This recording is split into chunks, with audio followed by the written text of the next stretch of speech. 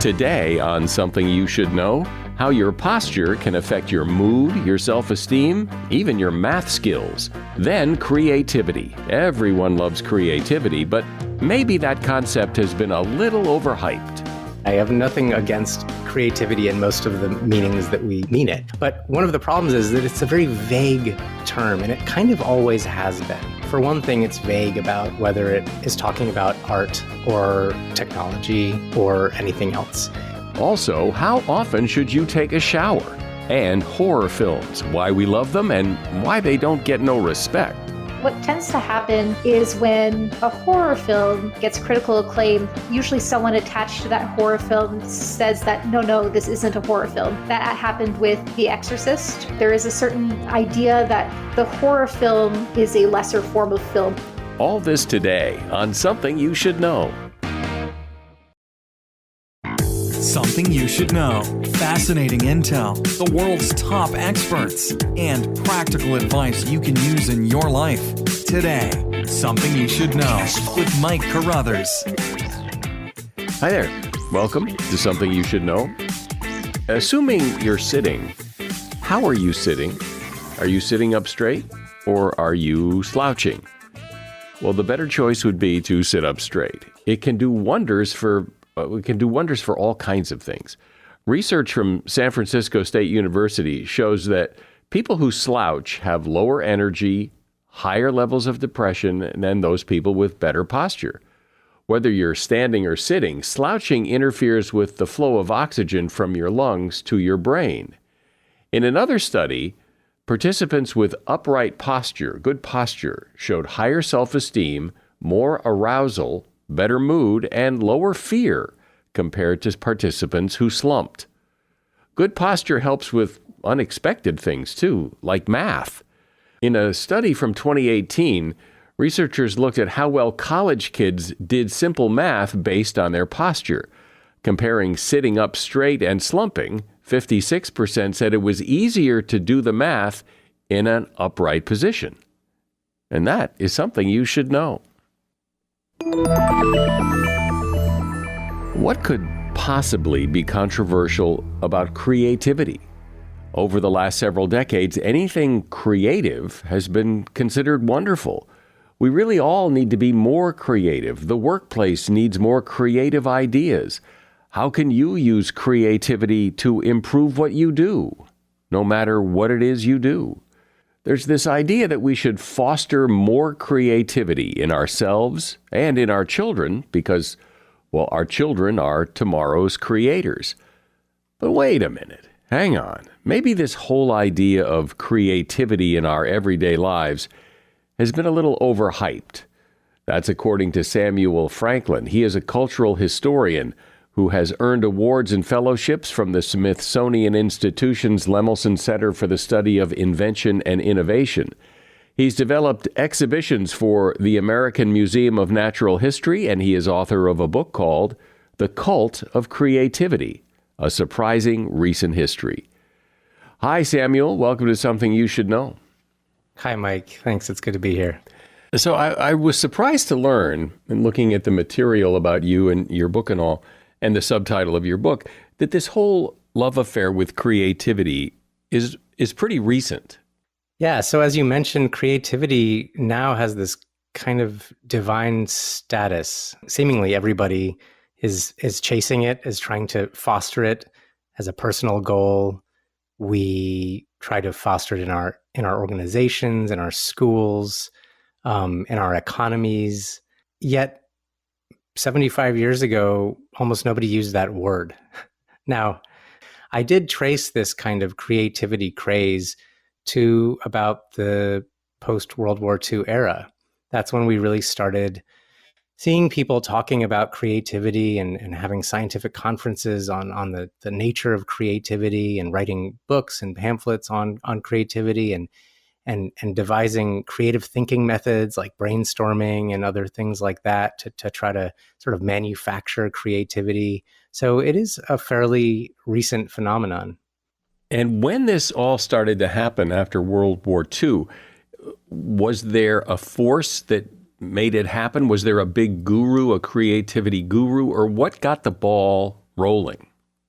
In a way, probably a lot of people started liking the idea of creativity at the same time. However, there were some major forces, some figures. It was kind of a loose coalition of people, including some psychologists like J.P. Guilford and Frank Barron and Calvin Taylor and some others whose names we don't usually remember unless we're psychologists or historians of social science. And then there were business people like Alex Osborne, who also is a name not many people know, but he invented brainstorming, which is something we probably do know. And so there were kind of like I said, a loose coalition of people who all were sometimes in the same room together. They were reading each other's stuff. They were supporting each other's work. And they created a kind of a sort of critical mass of literature on creativity that continues to be influential to this day.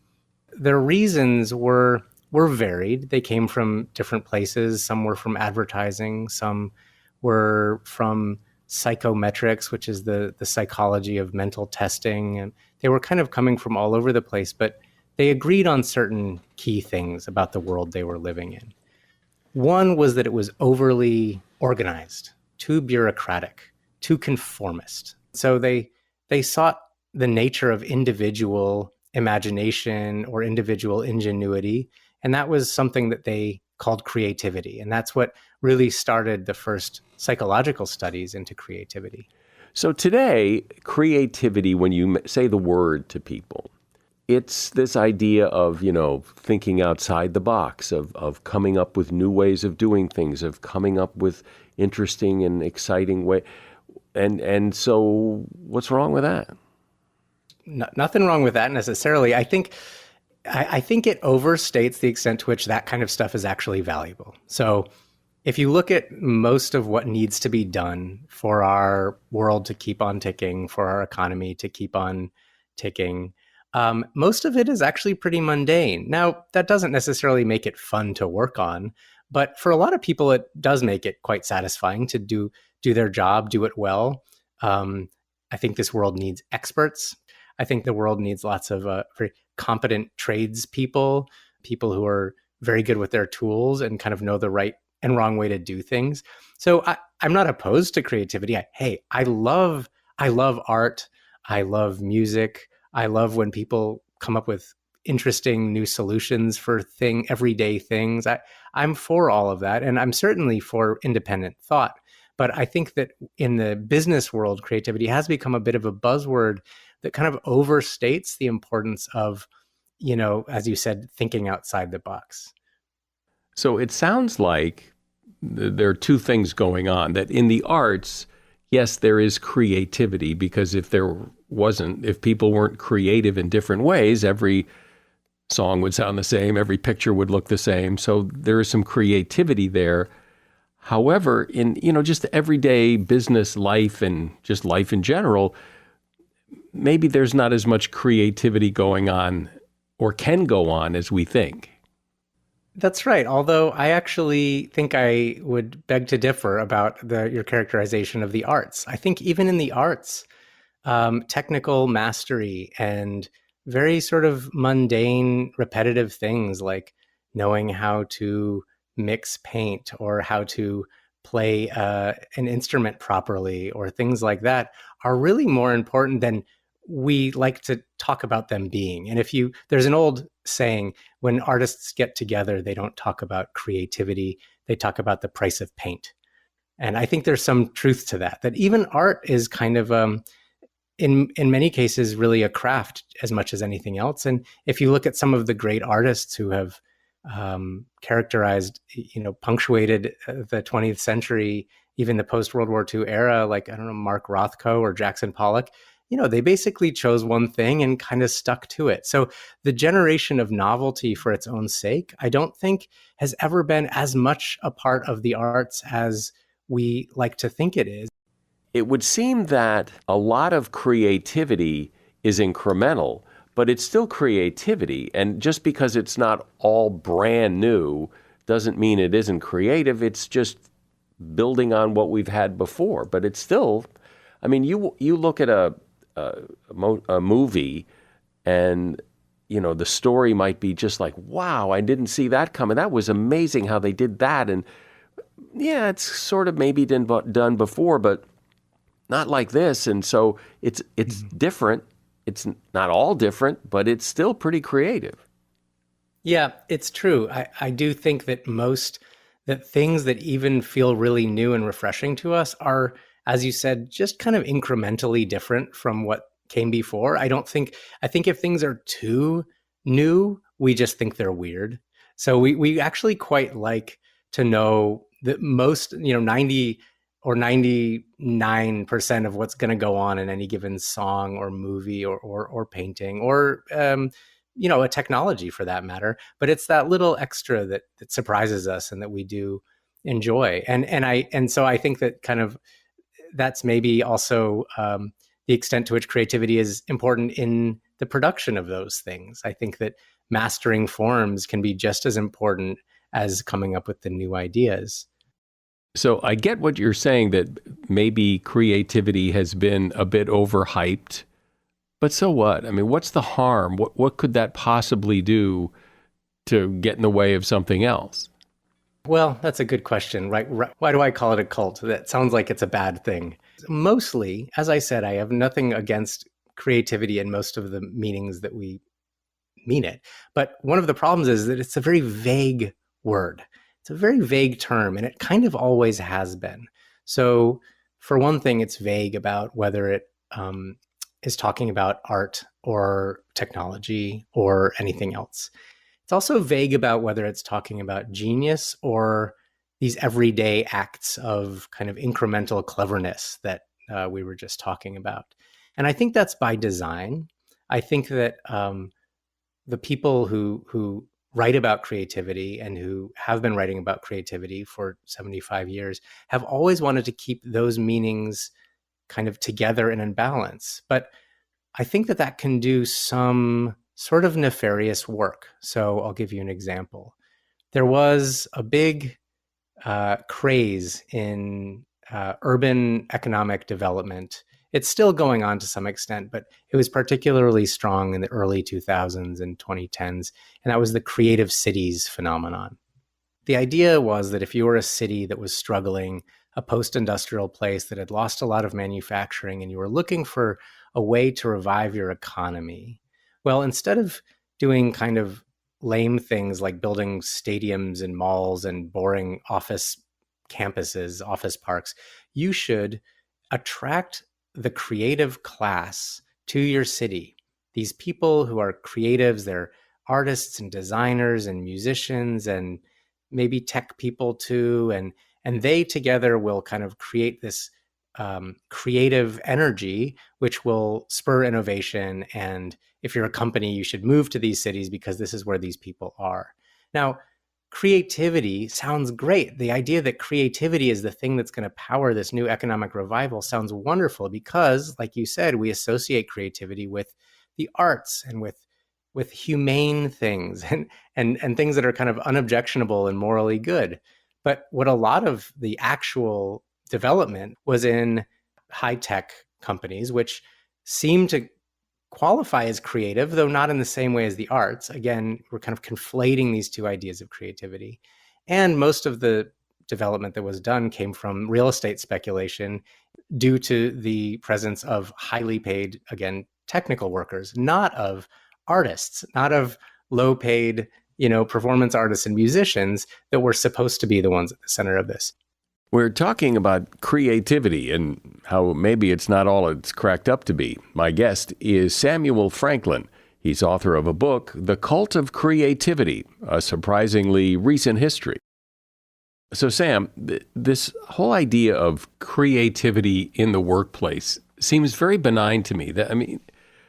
What's wrong with wanting more creative ideas in the workplace? It doesn't mean you have to follow them. It doesn't mean you have to do anything with them. And maybe there would be a great idea that comes along in the process that really would be helpful. But I just don't see the harm in fostering that idea. Absolutely. And that's fine. And that's great. And I think it's probably better to work for one of those companies than one that says, we don't care what you think. However, I think there are a few other kind of downsides. We were talking about the downsides to this cult of creativity earlier. And one does have to do with how creativity is promoted within organizations. And one thing I think it does is it can get, sometimes when companies are talking about promoting creativity, they're talking about promoting flexibility, because some of the ideas that came out of the 1950s and 60s about creativity was that creative people, the creative person was this new kind of figure that came out of there. The creative people are flexible, they're tolerant, they can deal with change, they are not risk averse. Now, that's great, that can be lovely, but what it can also do is it can convince people to say, instead of clocking in at 9 and out at 5 and then enjoying their leisure time, it can convince them to work all night, because that's what a creative person would do. That's what an artist would do.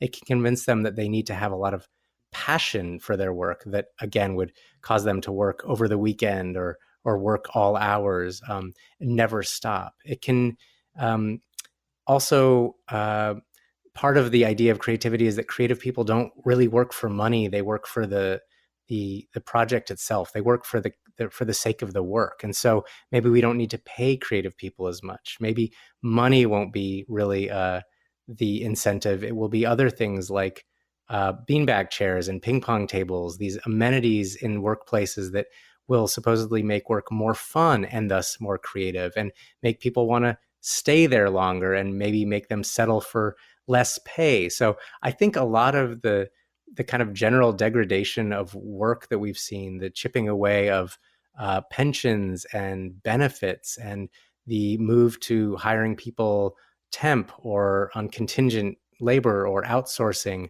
a lot of that has been done in the name of creativity, under this idea that creativity thrives on that kind of risk and dynamism. And I think that a lot of people have bought into it because it does feel quite fun, and it's quite flattering to think of yourself as creative.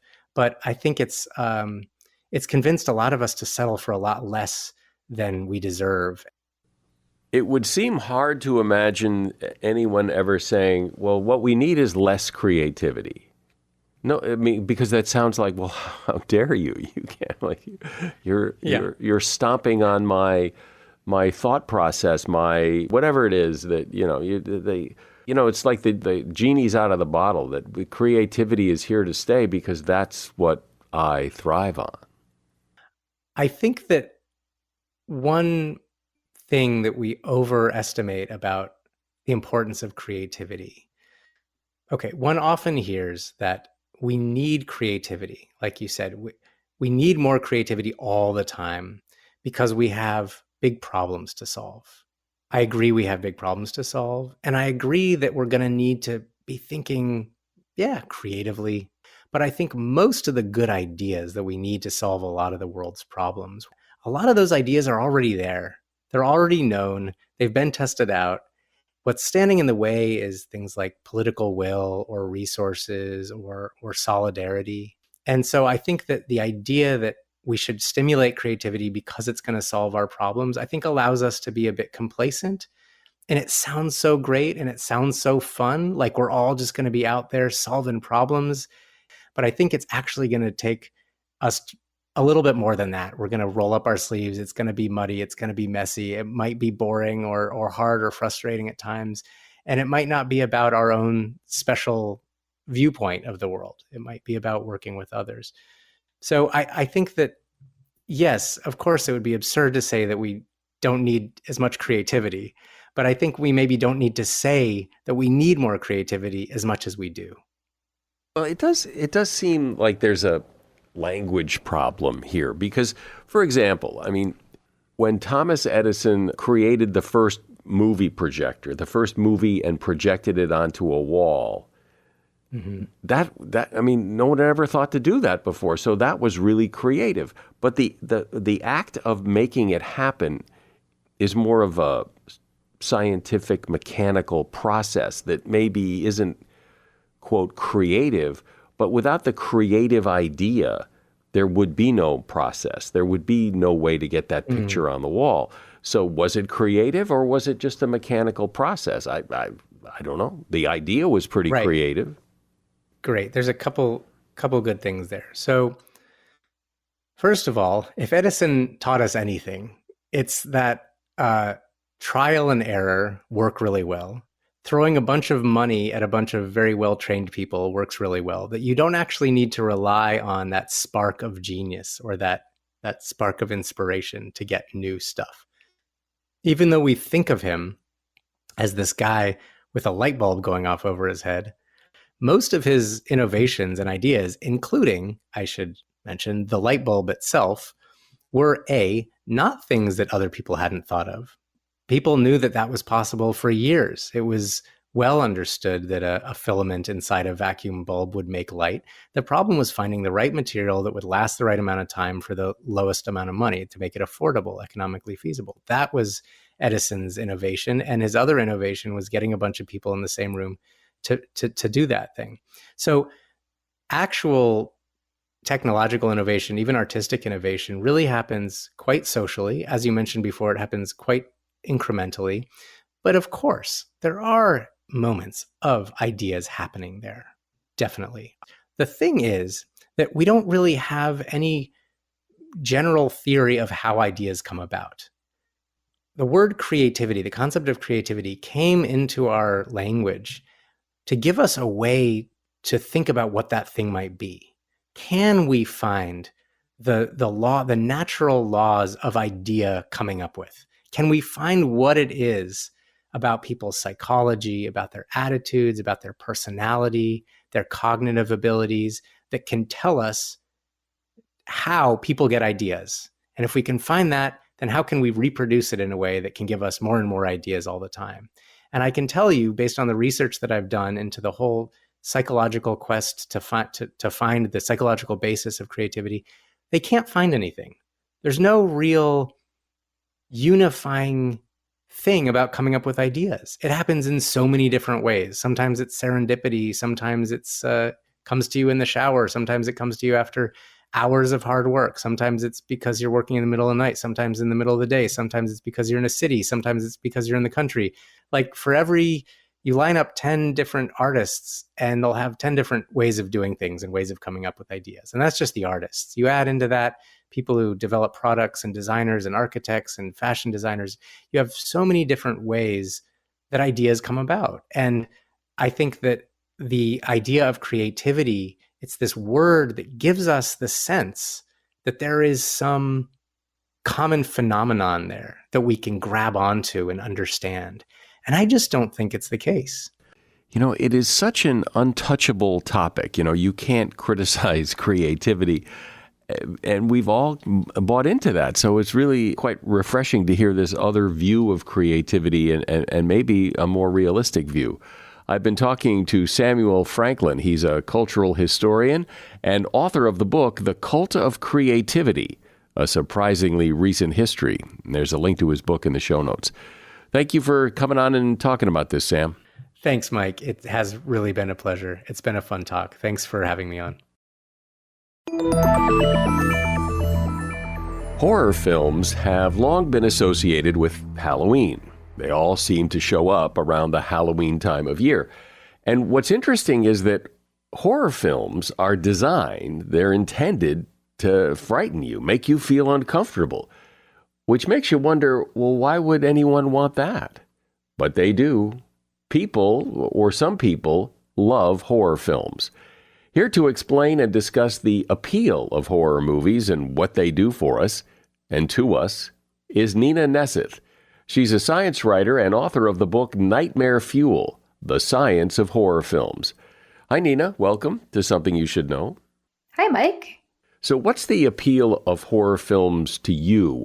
Why do you study them? What's so special about them? One of the reasons why I think horror films are really interesting to look at as opposed to, say, romantic comedies is that horror is one of the few genres that actually promises to deliver on an emotion. Like, I know some dramas might promise to be a tearjerker. Comedies want to make you laugh, but horror movies are saying that they're going to actually trigger fright, like trigger fear in your body. That's something that's not just emotional, it's physical. Well, that's a really good point. And good horror films do just that. But But why do people like that? I mean, it seems like you wouldn't want to be frightened. You wouldn't want to be scared, but people like it. The mileage does vary depending on who you are, because not everyone likes horror movies, but everyone does respond to horror movies, whether you want to or not. It's just part of how our brains work when we're watching the films. The predominant theory for why we enjoy horror movies is what's known as the stimulation transfer theory. Now, I'm going to get a little bit technical, but it's not too much. Most people have heard about the fight or flight response that gets our adrenaline going so that we can either take on a threat, a real life threat, or run away from it. When it comes to watching a horror film, it's thought that we are triggering that response in our bodies. But once our brains realize that we're not in danger, we're not interacting with a threat, we're not actually getting attacked by the monster that's on the screen, we can take the arousal, that stimulation that comes from being scared, and transfer it into pleasure. And so we go from being scared and having this high stimulation, kind of high strung hormones rushing throughout the body, and move that over into a more pleasant feeling because we know we're safe. So when people say they like scary movies, they like horror films, do those people tend to have other things in common? Is that a type of person that likes them? Or all kinds of people like horror films, it's just that one thing that seems to appeal to them? There has been some research that has looked at the types of people that enjoy horror films. There isn't one unifying sort of quality that where you can like walk down the street and stare at someone and say, I know that that person must enjoy horror films. But there's definitely some research that says that there are different categories of people that tend to like horror movies more. There are folks who are drawn to watching horror movies in groups of people and are sort of known as a social horror movie watcher.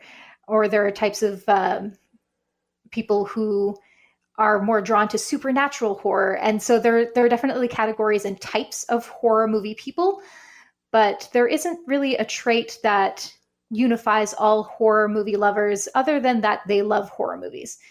What I find in the communities that I've worked in, working with different people who write about horror and who spend a lot of time watching horror, is that they all tend to be pretty nerdy. But that's just my own personal experience in terms of talking to people in the horror community. There is a magic, and I guess it's with a lot of films, but with horror films in particular, that the people who are sitting there watching the movie know they're watching a movie. So there's really nothing to be afraid of. And yet we're scared, we're frightened, we jump when the monster pops out. Is that a movie-making technique, or what causes that when, in fact, there is no danger? I think a lot of it has to do with empathy, to be honest. And in my conversations with filmmakers and directors and sound designers and editors who have pieced together all of the creative aspects of horror films, when I ask them about their craft, it always comes down to empathy and really being able to put yourself in the shoes of the characters on screen and being able to recognize the behaviors that these characters are going through as they're facing some very scary situations. And there's been some research that's also posited that when we're watching horror movies, we're running through scenarios in our head of what we would do if we were in that same situation. Now, I wouldn't say that horror films would actually like prepare you for an actual threatening situation if you were to run into a monster, but there is some research out there that suggests that by watching horror movies, we are kind of running ourselves through the paces a little bit. Is there an agreement, a sense of like what was the first horror film? The earliest horror films were among the first films ever made. So I think the first horror film that we sort of cite would be like Georges Méliès's The Haunted Castle, and that's from like the 1890s.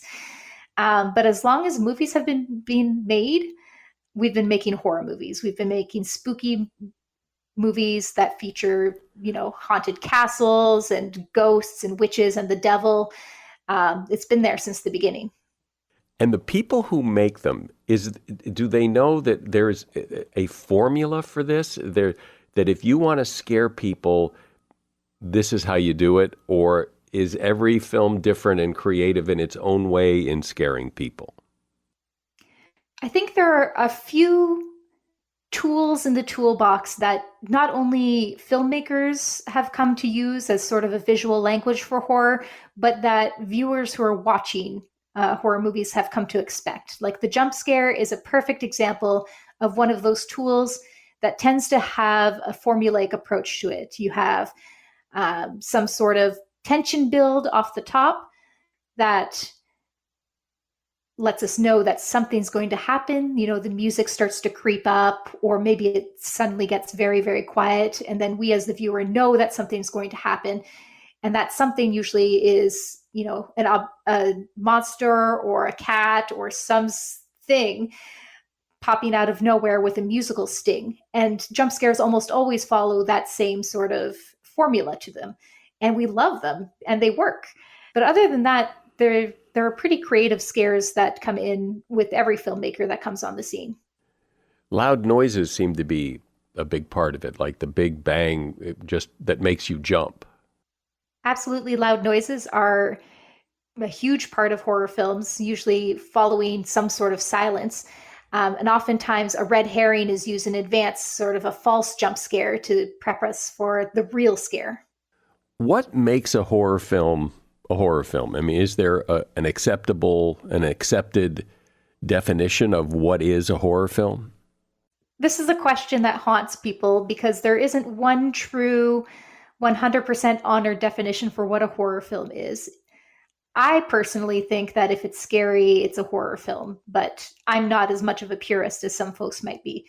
What the purists would probably say is that a horror film has to have a monster, and that monster should have some sort of supernatural element to it, whether it's a ghost, whether it's a vampire.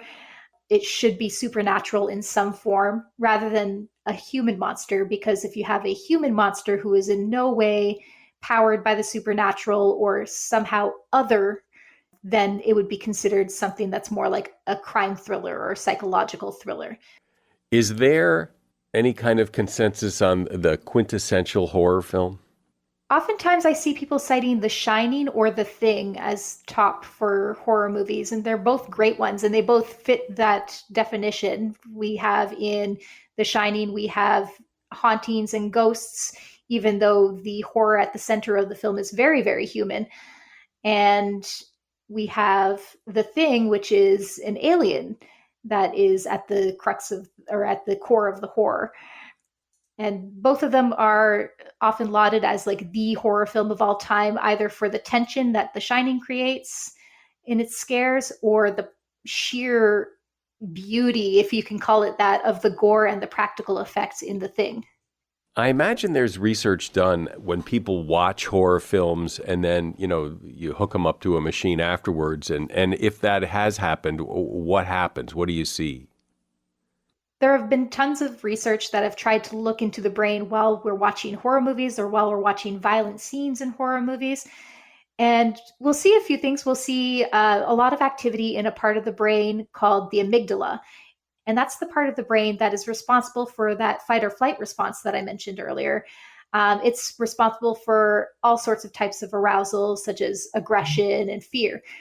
And so that, along with other parts of the brain that form what's known as the limbic system, are all parts of the brain that respond to emotional arousal.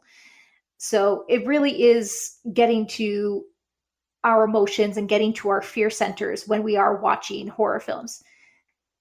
Well, it does seem, and I guess this is true of any genre of film, action, whatever, is that if you look back at horror films from the 50s or the 60s, they're not that scary today. That there has to be a continuing, you have to continue to top the last horror film. Otherwise, people yawn and say, yeah, so what? And does that seem to be the case? I think it's less that we're trying to top previous scares and that we just have to find the scares that resonate with where society is. A lot of the films from the 50s or 60s dealt with scares that were really applicable to society at the time, like looking at post-war at that point. So communism, and looking at radiation and how much we can trust our neighbors. Like those were themes that we saw a lot during that era. Today, we're seeing a lot of social horror, like Get Out and Nope is another recent one. I'm saying both Jordan Peele films because they're great examples of social horrors that have come out that really resonate with where society is right now and what kind of fears we have around the people around us and where we think the world is going. When you ask people who enjoy horror films, is it just the fear is what they like, or is there some other satisfaction that comes at the end when it's all resolved and everything's over? Like or is it just, I like being scared? For some people, they just truly like being scared. But overall, I think the difference between watching a horror film that has a narrative and watching something scary unfold in real life is that we have that narrative piece to it. We get a conclusion, we get that rising action climax, and it follows a little bit of what we're expecting from a story. And I think there is satisfaction in seeing a character go through a horrific event and then come out of it either in a world that's worse for it or at least triumphant. In most horror movies, we do have a character come out triumphant and the monster is defeated at least for a little while. Is there any indication that watching horror movies does anything for you in terms of like how you live or how you cope or anything like that? There's been some research that specifically looks at how we engage with horror movies and engage with grief in our lives.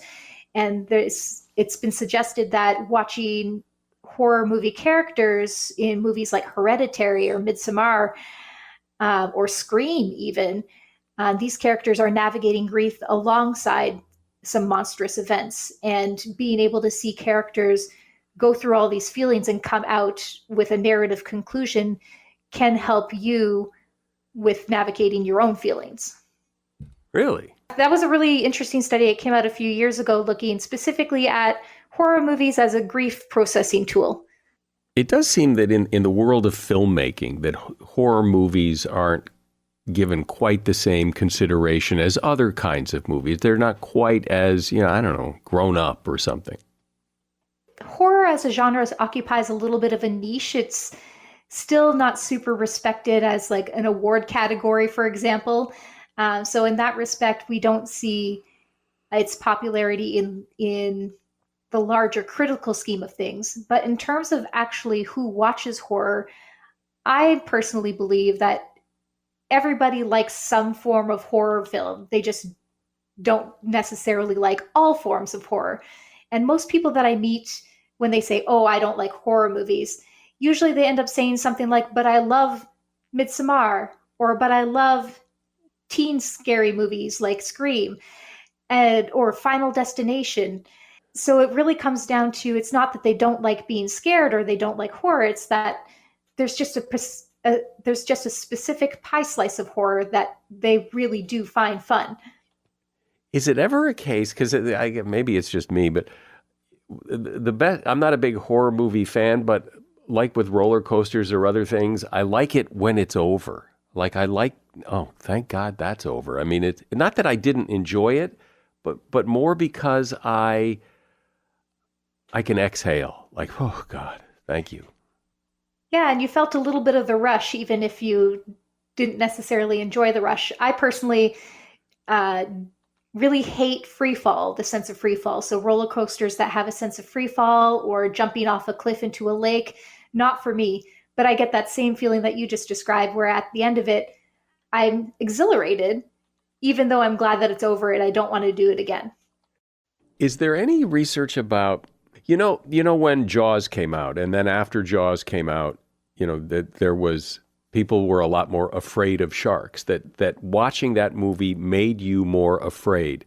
In general, do people who watch horror films, are they fearful people, or are they able to watch a movie and say, that's a movie and I'm not afraid anymore, or do they go home and look under their bed for the monster under there? Jaws was a special case for sure, in that it introduced the idea of sharks as a threat, where previously it wasn't seen as much of a threat. And it actually led to the death of a lot of sharks. So that was a really interesting, if kind of sad, social phenomenon. I don't know that there's ever been another movie quite like that set off such a big and intense like fear reaction. And you mentioned that horror films are not an award category, but when I think of a movie like The Shining, which was just so great for so many reasons, and did it win any awards? I mean, it seems like it was a horror film, but it was also just a great movie. I can't recall if The Shining won awards, but it was definitely like critically lauded. But what tends to happen is when a horror film gets critical acclaim, usually someone attached to that horror film says that, no, this isn't a horror film. That happened with The Exorcist, which is, a classic horror film. But as soon as it started getting acclaim, sort of the language around it became, this isn't a horror film. It is a meditation on religion. The same thing happened around The Silence of the Lambs, which toes the line between horror film and crime thriller. But it won an Academy Award. But as soon as that happened, we found people distancing it from horror and saying squarely that it is not horror at all, or cannot be considered horror. There's a certain sort of, I don't want to say elitism, but there is a certain sort of idea that the horror film is a lesser form of film. I don't subscribe to this belief, by the way, but there's been sort of traditionally this idea that it's like a B movie or lower. Yeah, well, that is the reputation of horror films. Is, as you said, they kind of have that B movie reputation of I think of some of those films from the 50s, the early 60s that were really kind of cheesy, and that's kind of the image you get when you hear the phrase horror film. It isn't The Shining or The Exorcist. It's more those, The Day the Monster Ate Cincinnati kind of films. Yes, absolutely. I wouldn't consider Silence of the Lambs a horror film, but you said maybe it is, but I think that more of a, as you said, a crime thriller more than I wouldn't never put it in a horror category. The Silence of the Lambs is born of a very tricky phase in the history of horror films, where the 90s just came off of the 1980s sort of like influx of slasher films, where there was a lot of larger than life characters like Freddy Krueger, like Jason Voorhees. And so in the early 90s especially, we saw a dip towards realism in horror, and crime thrillers tended to take up more of our screen time than those more fantastic types of films. We really took a turn towards realism, and that's where sort of Silence of the Lambs had its time to shine.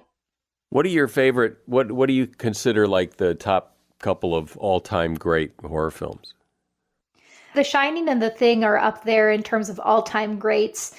If I'm being honest with what are my personal favorites, I love more teen horror films like Scream and The Faculty, which I would not qualify as all-time greats, but they're all-time greats in my heart. But I think overall, the ones that are classics, like The Thing, like The Shining, like The Exorcist, they come up again and again because of the good reason that they are amazing films.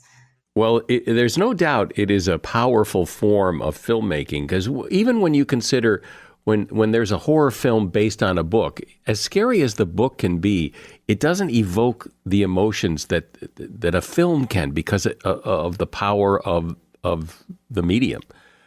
We've been talking about horror films with Nina Neseth. She is a science writer, and the name of her book is Nightmare Fuel, The Science of Horror Films, and there's a link to that in the show notes. Thanks for coming on and talking about this, Nina. Thank you so much. I would suspect most people take a shower every day. I mean, that's good personal hygiene. But actually, could it be making you dirtier? According to medical researchers, every time we take a shower and rinse, we're actually just spreading around skin-borne bacteria. That's why surgical teams and patients are restricted from showering before entering an operating room. Showering too much has also been found to be damaging to your skin.